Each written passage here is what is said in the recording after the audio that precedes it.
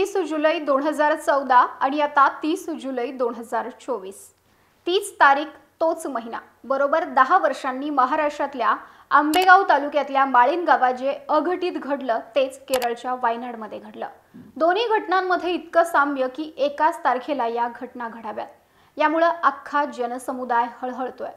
जुलै महिन्याचा मुसळधार पाऊस आणि अख्खं गावच डोंगराखाली गडप झालं। 10 वर्षांपूर्वी 175 लोकसंख्येच्या माळीण गावालगतची दरड पावसामुळे कोसळली आणि गावातले 151 जण झोपेत असतानाच त्याखाली गाडले गेले। बरोबर 10 वर्षांनी केरळमधील वायनाडमध्ये पावसामुळे दरड कोसळली आणि साखर झोपेत असताना 150 जण त्याखाली गाडले गेलेत। मृतांचा आकडा आणखी वाढण्याची शक्यता आहे। वायनाडमध्ये नेमकं काय घडलं, देशात भूस्खलनाच्या घटना का वाढत चालल्या आहेत, याची कारणं काय, हेच आपण या व्हिडिओतून जाणून घेणार आहोत। व्हिडिओला सुरुवात करण्यापूर्वी आपण फॉर द पीपलला सबस्क्राइब करा, लाइक व फॉलो करा। भारत दुनिया का सबसे बड़ा लोकतंत्र और एनएलसी भारत देश का सबसे बड़ा गैर राजनीतिक मंच। शक्तिशाली लोकतंत्र के लिए राहुल कराट का सार्थक कदम। मुंबई में हुआ ऐतिहासिक प्रथम राष्ट्रीय विधायक सम्मेलन।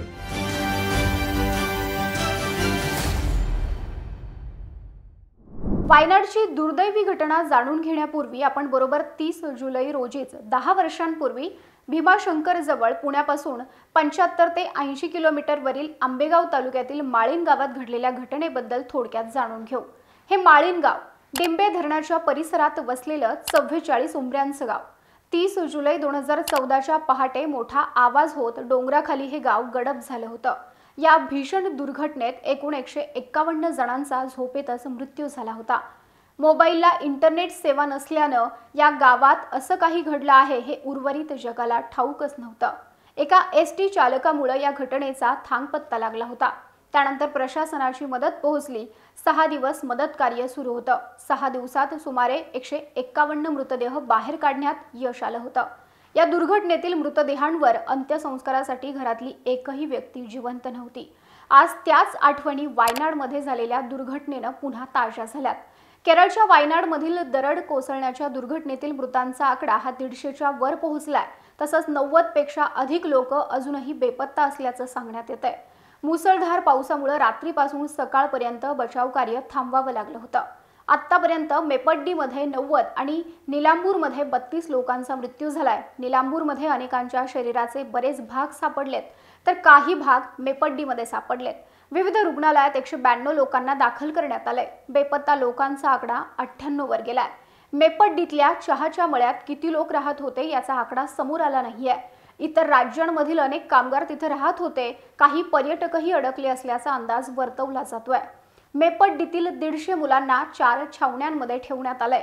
600 वयस्कर लोकही तिथे आहेत। दुर्घटनाग्रस्त भागात मोठ्या प्रमाणात चहाचे मळे होते। दरड कोसळल्याने त्या भागात हेलिकॉप्टरही उतरण्यास अडचणी येतात। दुर्घटनाग्रस्त भागातील एका चहाच्या मळ्यात सुमारे 150 कुटुंब राहत असल्याचा अंदाज वर्तवला जातोय। अग्निशमन दल, एनडीआरएफ, कन्नूर डिफेन्स कॉर्प्स आणि नौदलाचे हेलिकॉप्टर्स बचाव कार्य करतात। पण या दुर्घटनास्थळी असलेला पूल कोसळल्यानं आणि मुसळधार पाऊस सुरू असल्यानं बचाव कार्यात अडथळे येत आहेत। या भागात असणारा चुराल्लमाला ते मुंदाक्काई आणि अट्टामाला भागाला जोडणारा पूल कोसळल्यानं बचाव कार्याला अडथळ्यांचा सामना करावा लागतोय। दरड कोसळणं आणि पुराचा सर्वाधिक फटका मुंडक्काई, चुरल्लमाला, अट्टमाला आणि नूलपुझा या 4 गावांना बसलाय। केरळचे मुख्यमंत्री पिनराई विजयन यांच्या मुख्यमंत्री कार्यालयानं ही माहिती दिली आहे। पंतप्रधान नरेंद्र मोदी यांनी या घटनेबद्दल केरळचे मुख्यमंत्री पी विजयन यांच्याशी बोलून केंद्राकडून राज्याला सर्वतोपरी मदत करण्याचं आश्वासन दिलंय। पण देशात घडत चाललेल्या भूस्खलनाच्या घटना हा मोठा चिंतेचा विषय झालाय। माळीणनंतर 2021 मध्ये रायगड जिल्ह्यातल्या महाडजवळील तळीये गावात दरड कोसळली होती। अख्खं गावच पावसात कोसळलेल्या मोठ्या डोंगरानं गिळंकृत केलं होतं। पुढे 2023 मध्ये रायगडमधील खालापूर तालुक्यातील इरशाळवाडी गावात दरड कोसळली। यामध्ये अनेकांचा मृत्यू झाला आणि आता केरळच्या वायनाडमध्ये दरड कोसळली आहे। या सर्व घटना आपण पाहिल्या तर प्रश्न हाच पडतो, डोंगर किंवा दरड का कोसळते? तर भूस्खलन अनेक कारणांमुळे होऊ शकतं, पण तज्ञ यासाठी प्रमुख 3 कारणं सांगतात। त्यातील प्रमुख कारण म्हणजे मॉर्फोलॉजी म्हणजेच जमिनीची रचना। उदाहरणार्थ, आगीमुळे किंवा दुष्काळात ज्या भागातील वनस्पती कमी होतात, ज्या भागात धोका वाढतो, वनस्पती झाडांची मुळं माती, झुडपं आणि इतर वनस्पती खडकांना बांधून ठेवतात आणि जमीन स्थिर ठेवण्यास मदत करतात। झाडांच्या मुळाशिवाय जमीन सरकण्याची शक्यता जास्त असते। वनस्पती, झाडे, झुडपे नसल्यास मुसळधार पावसामुळे भूस्खलन देखील होऊ शकतं, जसं की केरळमधील सध्याच्या स्थितीमध्ये झालंय। भूस्खलनाचं एक प्रमुख कारण म्हणजे हवामान बदलामुळे होणारा सततचा पाऊस। अतिवृष्टीच्या वाढीमुळे भूस्खलनाच्या संख्येतही वाढ झाली आहे।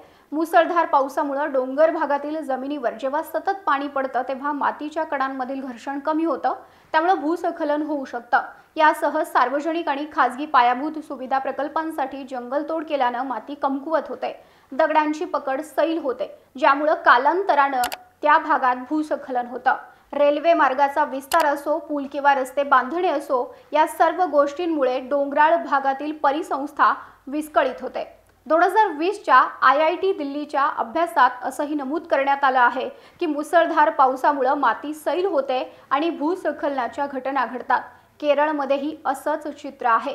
पावसाळ्यामध्ये प्राणघातक भूस्खलनाच्या घटनांमध्ये दिवसेंदिवस वाढ होत चालली आहे। केंद्राने 2022 मध्ये म्हटलं की केरळ राज्यात गेल्या 7 वर्षांत सर्वात जास्त भूस्खलनाची नोंद करण्यात आली आहे। हा आकडा 2239 असल्याचं सांगितलं जातं। तुम्हाला देशात वाढत चाललेल्या या भूस्खलनाविषयी काय वाटतं? तुमचं मत आम्हाला कमेंटमध्ये जरूर कळवा आणि फॉर द पीपलला YouTube, Facebook व Instagramवर सबस्क्राईब, लाईक व फॉलो करायला विसरू नका।